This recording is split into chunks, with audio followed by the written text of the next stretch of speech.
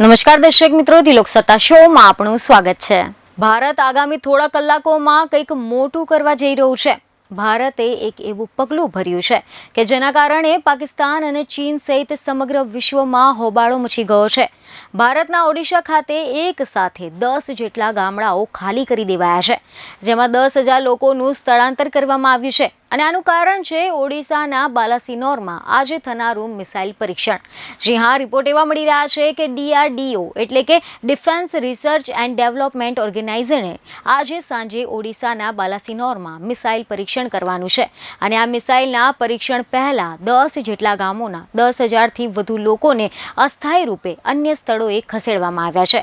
Report એવા મળી રહ્યા છે કે ગઈકાલે એટલે કે 23મી જુલાઈએ DRDOએ ચાંદીપુરાના સ્થિત ઇન્ટિગ્રેટેડ ટેસ્ટ રેન્જ એટલે કે ITR ખાતે મિસાઇલ પરીક્ષણ માટે જરૂરી તૈયારીઓ પણ પૂર્ણ કરી લીધી છે। અને એવું કહેવામાં આવી રહ્યું હતું કે આ પરીક્ષણ ITRના જે લોન્ચ સાઇડ નંબર 3 છે તેના પર કરવામાં આવશે। ખબરો એવી મળી રહી છે કે આ સંદર્ભે સુરક્ષાના પગલાં તરીકે અસરગ્રસ્ત લોકોને પૂરતું વળતર આપવાની પણ વ્યવસ્થા કરવામાં આવી છે।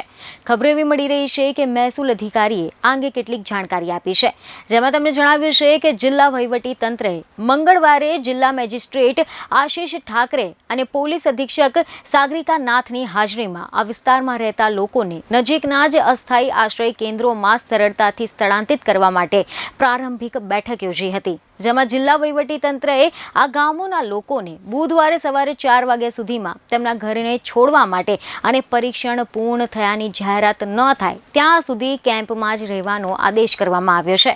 અધિકારીએ વધુમાં જણાવ્યું છે કે શિબિરમાં આવનાર લોકો માટે નક્કી કરાયેલા વળતરની રકમ તેમના બેંકના ખાતામાં જમા કરવામાં આવશે। અહેવાલ અનુસાર જિલ્લા મહેસૂલ અધિકારીએ આ અંગે જાણકારી આપી છે કે બાલાસિનોર જિલ્લા વહીવટી તંત્રએ લોકોની નજીકની શાળાઓ, બહુહેતુક ચક્રવાત પુનર્વસન કેન્દ્રો અને અસ્થાયી તંબુઓમાં રહેવાની વ્યવસ્થા કરી છે। પ્રશાસન મિસાઇલ પરીક્ષણ વિસ્તારમાં સુરક્ષાને લઈને સંપૂર્ણ તકેદારી લઈ રહ્યું છે। આ સંદર્ભે લોકોની મદદ માટે દરેક કેમ્પમાં ઓછામાં ઓછા 10 સરકારી અધિકારીઓ તહેનાત કરવામાં આવ્યા છે। આ ઉપરાંત 22 પોલીસની ટુકડીઓ, દરેક ટુકડીમાં 9 જેટલા કર્મચારીઓ રહેશે।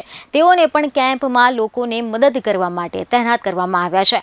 મિસાઇલ પરીક્ષણને લઈને ટ્રાન્સફર કરવામાં આવતા લોકોમાં પણ ગુસ્સો જોવા મળી રહ્યો છે। લોકોનું કહેવું છે કે પ્રશાસન અમને ઓછું વળતર આપી રહ્યું છે અને આ સંદર્ભે ગ્રામજનોએ ADM બાલાસિનોરને આવેદનપત્ર પણ આપ્યું હતું।